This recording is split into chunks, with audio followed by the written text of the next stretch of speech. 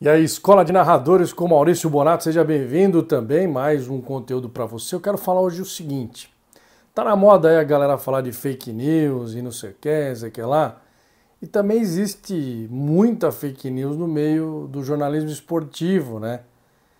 E às vezes nós, narradores, narradoras, vamos fazer algum jogo, pega alguma informação que está num site que não seja tão confiável assim, a gente acaba passando essa informação para frente. Então, a gente tem que tomar muito cuidado com essas fake news que existem também no nosso meio, no nosso trabalho, tá? Tem gente que se notabiliza por colocar notícia que não é confirmada, notícia falsa, e faz um auê, vira fofoca e chama atenção, isso, aquilo. Eu acho que cada um tem um estilo, mas eu acho que para nós narradores esportivos, além de tudo que tem um código de ética jornalístico e tudo mais, né, para quem é jornalista, quem é radialista também tem um código de ética, uma lei dos radialistas. Então eu acho que é interessante você sempre checar a informação. E quando tiver um site, por exemplo, grande, um portal grande que dá a notícia, mesmo assim essa notícia pode ter alguns problemas, pode não ser apurada da maneira correta. Então o que acontece? Você às vezes está no meio de uma transmissão, está com o computador, o celular ligado e aparece uma notícia. Então é interessante que você fale com o pessoal da produção, com o seu comentarista para checar essa notícia, né? Para você poder falar na hora que você estiver ali fazendo a transmissão, fazendo a narração. Se isso não for possível, o que você tem que fazer? Você dá a notícia e dá a fonte da notícia. Segundo o portal tal, segundo site tal, segundo o blog tal, de tal pessoa, segundo o colega, o jornalista tal, entendeu? Então assim, sempre você tem que posicionar, pontuar e dar o crédito, certo? Porque o crédito serve para o lado bom e para o lado ruim, certo? Porque se a notícia estiver correta, tiver tudo ok, ponto positivo para a pessoa, se a notícia ou para o site, enfim, portal. Se tiver errada a notícia, ponto negativo, e você está dando o crédito, está dando a fonte que você encontrou aquela notícia.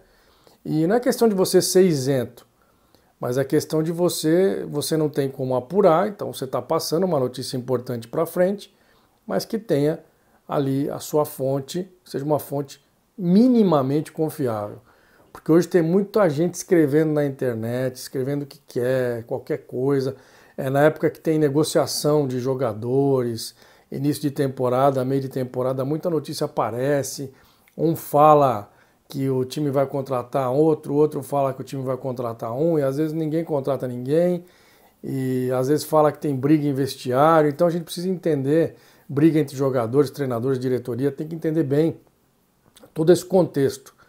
Porque na maioria das vezes, ou em todas as vezes, sempre existe uma motivação para aquela informação, para aquela notícia surgir. Sempre tem alguém que vai se beneficiar e alguém que vai se prejudicar.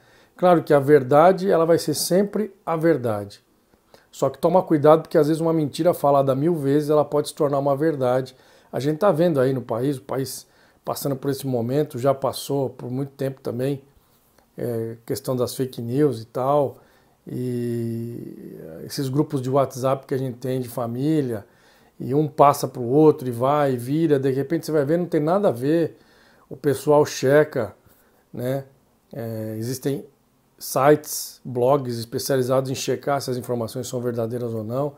Aí depois passa um tempo que todo mundo ficou falando que aquele negócio era daquele jeito, eles checam e não era nada daquilo, entendeu? Então tem que tomar muito cuidado, especialmente nós profissionais, para não replicarmos, né, nas nossas redes sociais e no nosso trabalho mesmo. Se for num programa de debate, se você tiver na sua narração ali no jogo, enfim, tem que tomar muito cuidado com essa questão das fake news, tá bom? Não é porque nós somos narradores e narradoras que nós não temos essa responsabilidade. Muito pelo contrário, nossa responsabilidade é maior. A partir do momento que você é comunicador, que você tem acesso ao microfone, porque é uma potência, né?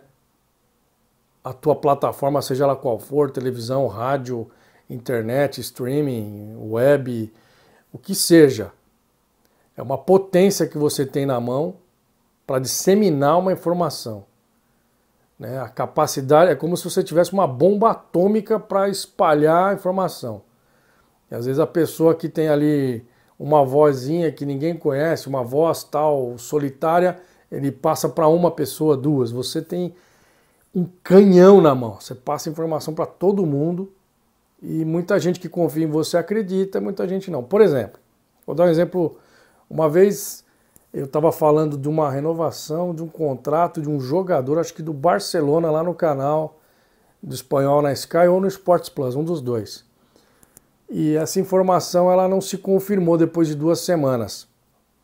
Era uma informação oficial dos sites espanhóis. Eu dei a fonte e falei. E eu fui cobrado depois por isso, pelos assinantes, nas redes sociais e tal. Pô, aquela informação que você deu. Depois o cara mandou e-mail para nós na transmissão. Né? O Clio, que era o comentarista, o Clio Levi, ele falou. A gente deu a informação que tinha, que era uma informação oficial, inclusive o clube confirmava. Se eu não me engano, era a renovação do Daniel Alves do Barcelona, que estava meio enroscada. O Daniel sempre, quando ele ia renovar, tinha alguma coisa ali que demorava um pouco para renovar. Tempo de contrato, valor do salário e tudo mais. E aí ele estava para sair, ele não saiu, ele acabou ficando. Então a gente foi cobrado porque ele ficou, ele não saiu. Só que aí, isso aí foge, né, do nosso controle.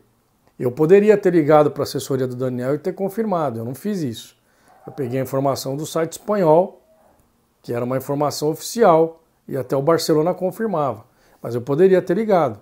Talvez tenha sido essa a minha falha. Então, eu sempre tomo muito cuidado em relação a isso. Né? Depois o Daniel acabou ficando e tudo bem. Depois ele se explicou o que tinha acontecido e a gente não falou nada de errado. Então, às vezes as pessoas que estão na audiência, elas não entendem muito bem como funciona.